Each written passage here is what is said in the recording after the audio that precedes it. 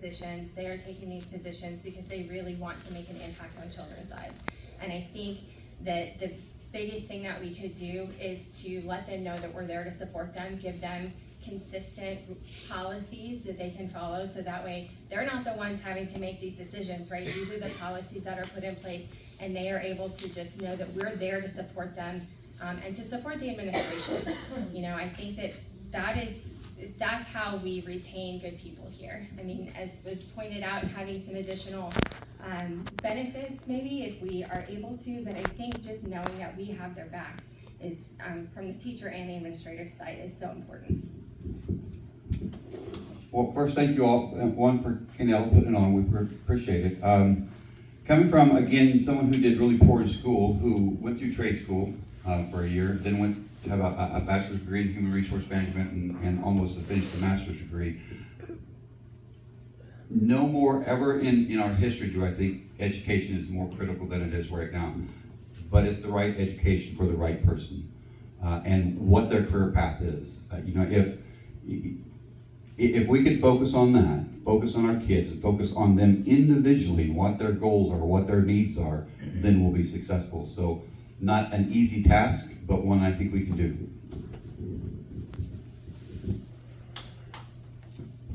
This is sort of our parting thoughts, and I don't have a 90-second timer. Oh, you guys are in for it. No.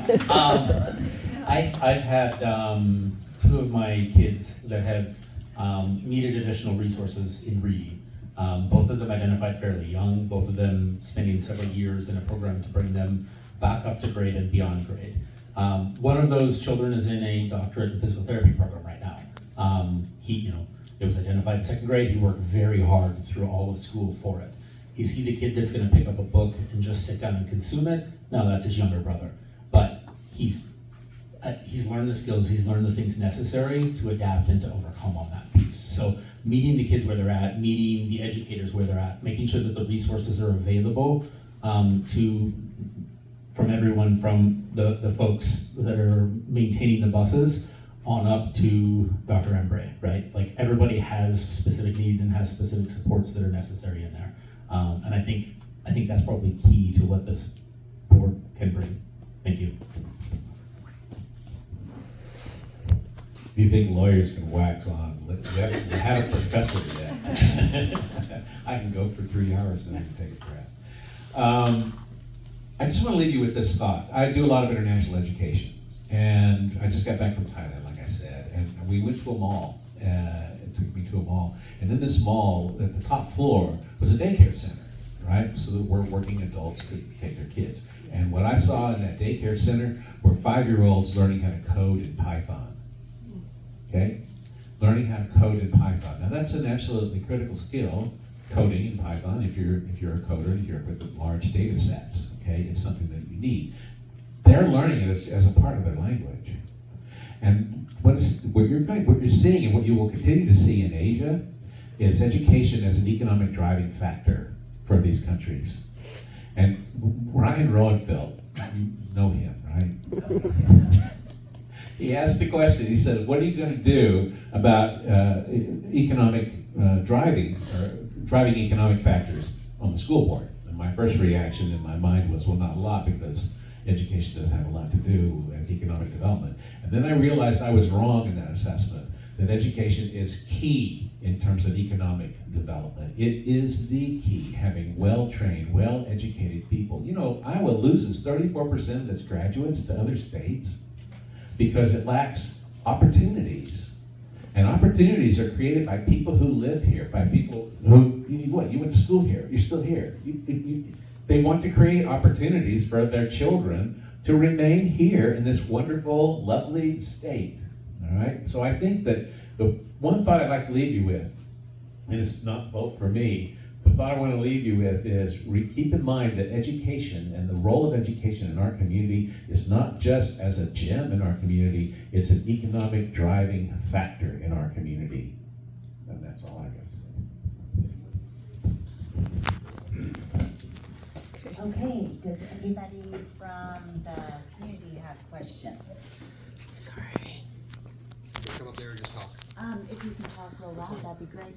I wrote it down so I don't stammer. I've asked this question on Facebook, and 2 of you reached out to me, and I appreciate that.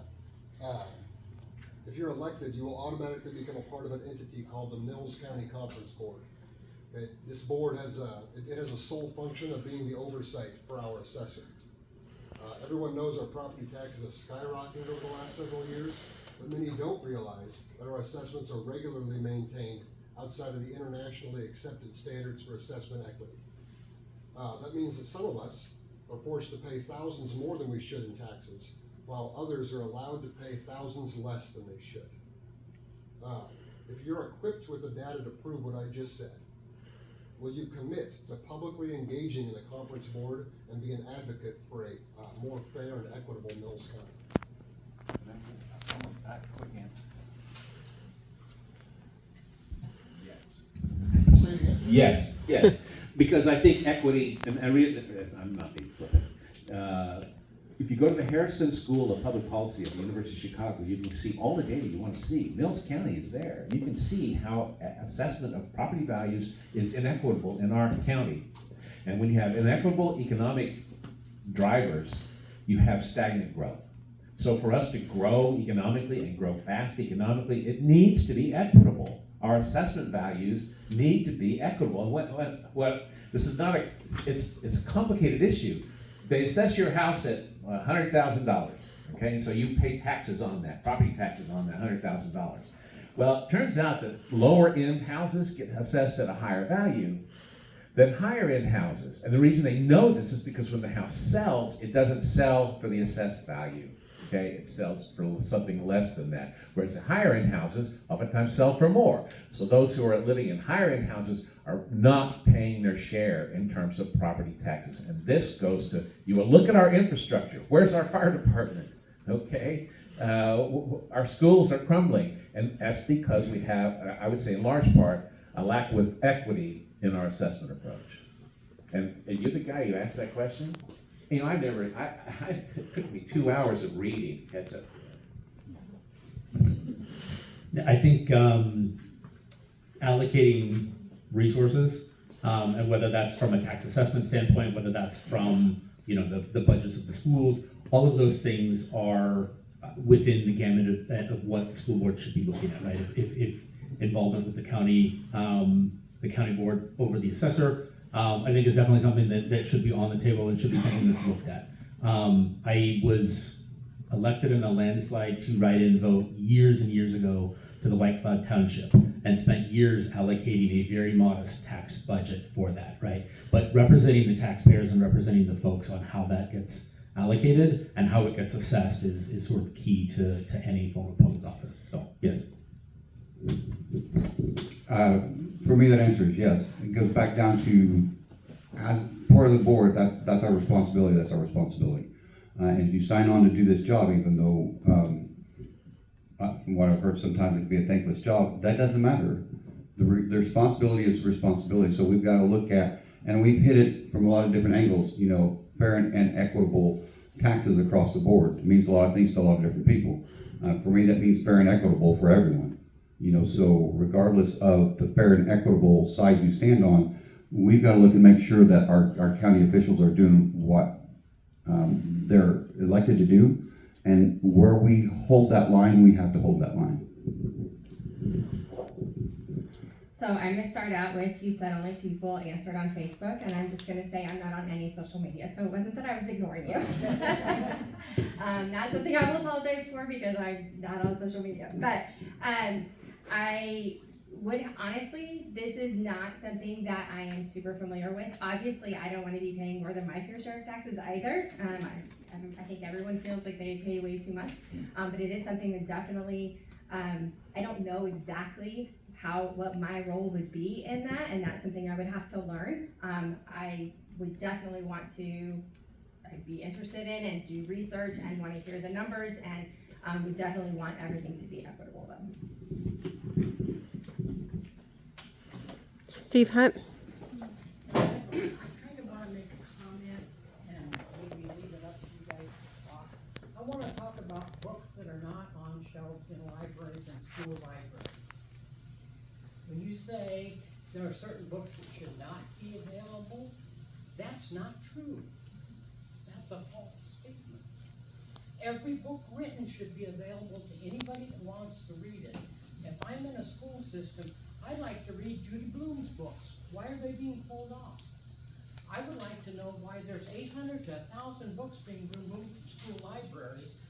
I'm buying them and I'm reading them, and here's my facts that I found. They're black authors, they're LGBTQ authors, they're strange people that write good things for people that know stuff. They help people in school keep from committing suicide. And we're pulling them off the shelves and giving these kids no option to find anything. And that bothers me a lot. I was told something a couple of days ago. I'm not going to elaborate on it because it really upset me. I spent most of my career as a corporate chef, but I also, when I left the field, I went back and got a master's in information sciences, and I read libraries. And I was challenged for computers. I was challenged in a small town about computers in a public library, and it went to national TV. And I won because they're wrong. People need to have information.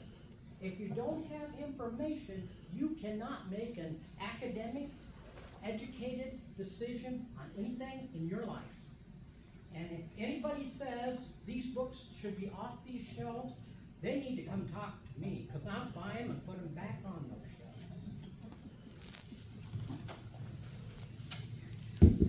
So I would just say that I believe that in a public library, it's a little bit different than in, I understand it's a public school, but I also think that there is still a level of information for the level of the child. And I think that teachers should not be then tasked with explaining things that are things that, quite frankly, maybe my middle schoolers shouldn't be seeing. I don't think that those should be part of something that my elementary school child is going to be seeing. I think that there is an appropriate time for them to have appropriate books, but I just believe that we need the books that they should be focused on, and the books that they should be reading are the ones that are helping to establish their core curriculum. And I think that beyond that, if you want to take your child to the public library and check out those books, that's fine, but I think that that should also be up to the parents, and the parents should be involved in some of those decisions. I would agree, and I would just encourage you to go out and read the law that was enacted. And it speaks to, it uses terminology appropriate to the age level. So what a kindergarten should see versus what somebody's in high school should see is completely different, obviously. And I would agree with Kelly on her point there. When you're talking public libraries versus school libraries, that's a completely different situation, in my opinion. I don't want to put teachers in the middle of that argument between a parent who's like, my kid shouldn't or my kid should be able to read that book. We're there to teach the kids. We're there to teach the kids on those core critical things, and that's what we need to focus on. So, and again, those books are available. They just may not be in your public school. So that's where I'm at. Is the dictator or the person hired with the expertise to make that judgment call? That would be your opinion, and if you disagree with what the state said, then you need to take it up with the state. It's a basic law that has no teeth and no foundation.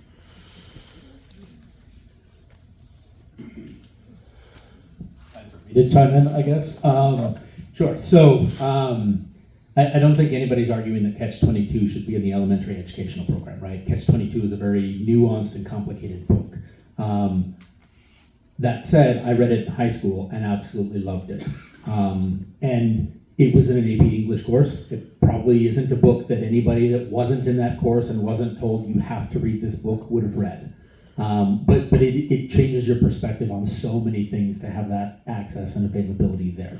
I will agree with what Kelly said about having parents involved in these decisions.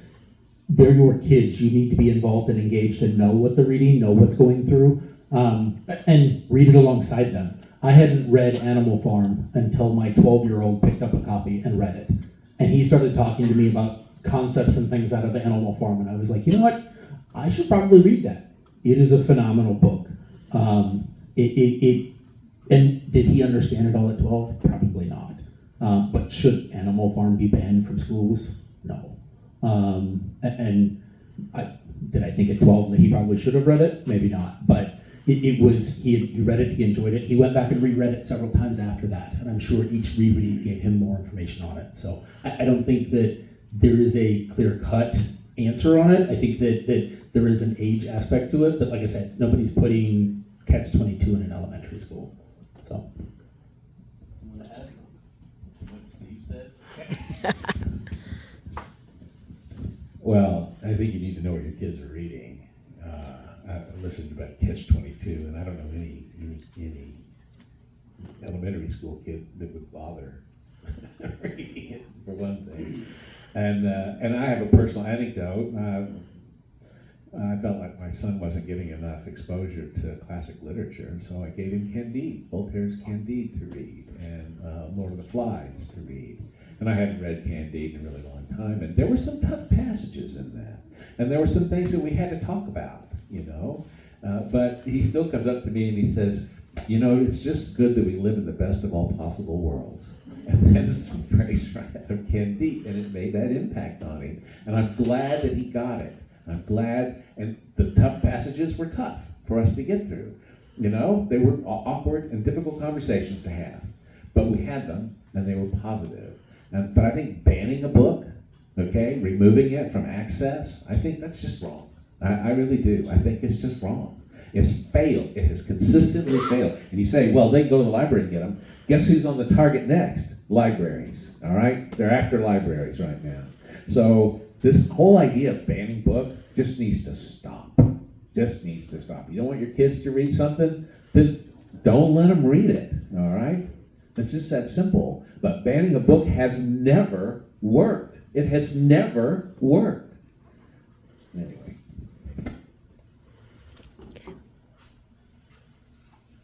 Other questions? You want a mic or you? No, I'll just speak loud. I talked to my mother before coming here, and she's saying in the 20-some years that she's moved back to Glenwood, the schools have consistently asked for more money.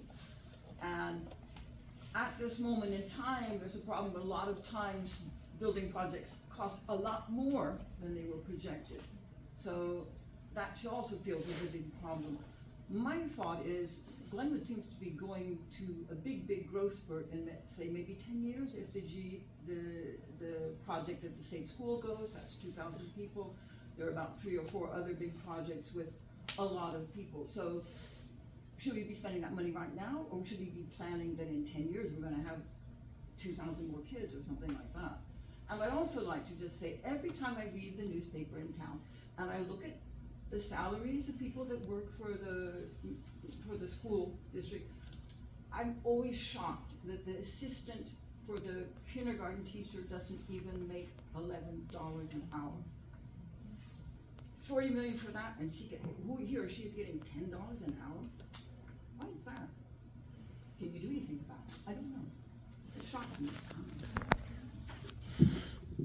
So I do think it's important that everybody understand that there is a certain amount of the funding that is from the state, right? Sure. And so we are, and I don't know of anyone who wouldn't want to give, additional raises to teachers. I do believe that, if we, you talked about how expensive it is for a project.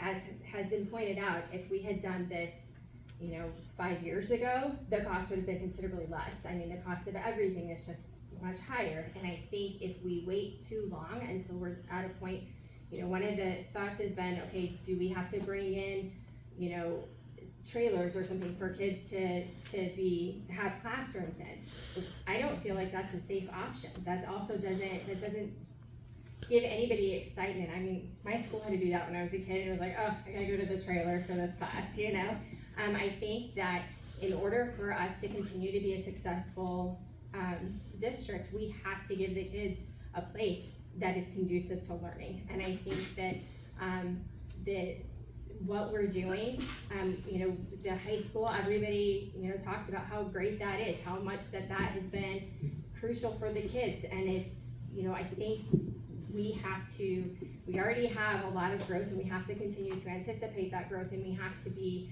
a little bit more in front of it, because trying to catch up is going to be much harder and pose many more problems, not only just from the the education standpoint, it's gonna be harder to educate them, but at the same time, the safety aspect is huge for me. I think that, you know, knowing that I'm sending my kids to school every day, I want them to be safe.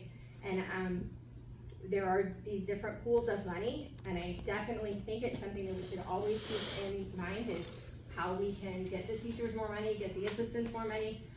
But I do think that these are different pools of money that I we're think talking it was about. the idea that a lot of the money goes for sort of sports things. Our last big spending was for something for sports.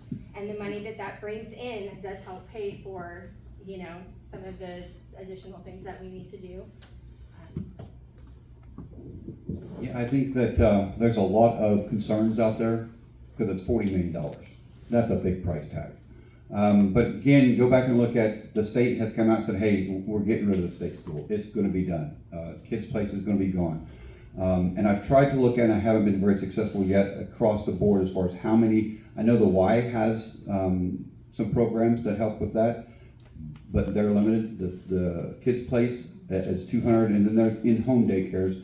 And I don't see that any of those are gonna be affected. It's gonna stay the same. So we've gotta be cognizant of the fact that these needs are here, regardless of what we want it to say. So we gotta disassociate the emotion from it and say, okay, what's best going forward?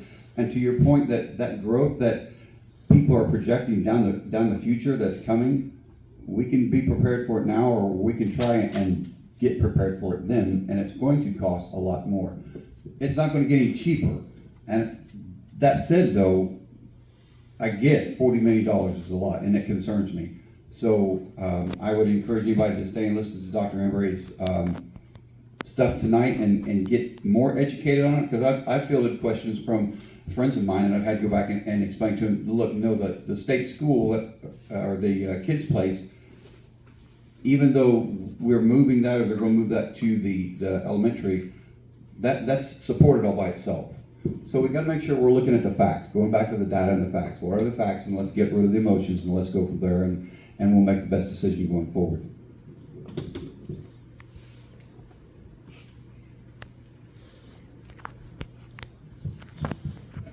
So I think, looking at wages, looking at the support given to the educators, to the staff, all of that is key, right? And all of that's key from across the board, from a satisfaction. We know that teachers go out at the start of every school year, and they're gonna send notes home with parents to bring in markers and other stuff that's community for the entire classroom to use, right? But we all know that they go and they buy it on their own as well. And if kids need something middle of the school year, it's the teacher that's gonna be pulling that in. That's the level of commitment, the level of care that they bring to the classroom. And we need to be supportive of that, and growing that, both from a satisfaction and retention standpoint, but just from an equity standpoint. I think as far as bond issues go, they're always contentious, they're always a dollar tied to them. And you may correct me, we had a trailer outside our, yes, the last couple of years. And I think we were the largest class that Glenwood had ever had graduating at the time, which is probably a joke now at this point, but no, we're, okay. We're 181, and I don't think there's been anyone quite as, like, right around there. So, All right. yeah. But I went to, you know, there were classrooms out in the trailers outside of the school, and it's unpleasant. In the middle of the winter, you're having to grab a coat or whatever else. I've also done guest speaking sessions at Bryan High School, and they have an entire, I'm gonna call it like a trailer park. They have 40 or 50 trailers lined up, and they have like sort of a wooden walkway constructed down the middle of it, and that's a failing at that point, right? Like everybody can see that and say that's not enough support for the school. That's not enough commitment to the infrastructure. And I think it is that timing and that sweet spot of, if you let the school go too far before you take the steps necessary to keep the improvements going, it's going to require being raised and a new building put in place for it. It's not going to be available for future generations. And I think committing to those infrastructure things is sort of the key thing. So.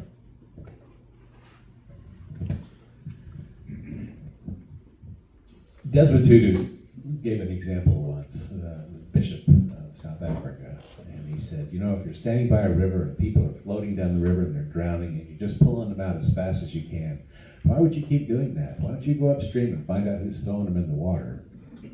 And that's kind of my attitude, is that if we're financially straight, if we're losing teachers, if we have a crumbling infrastructure, then we need to find out what we brought this up, the root cause of this is, and address the root cause. Iowa, frankly, is slipping in its education profile in the country.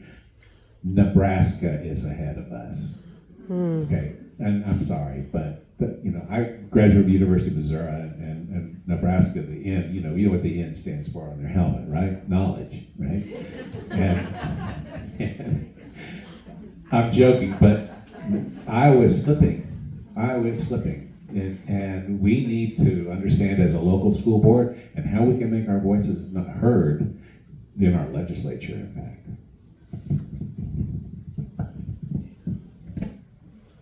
Questions? This is not working anymore, so I'll just try and speak really loud. Well, first of all, I have a lot of gratitude for you guys getting up and doing this tonight. I just think that the education of our kids is so important, and it's a volunteer position. I think that, Tony, you said somewhat of a thankless position at times, but I think that anybody in here would say that they're thankful that you all are up there and they're not. So anyway, thank you so much, and let's give them a round of applause.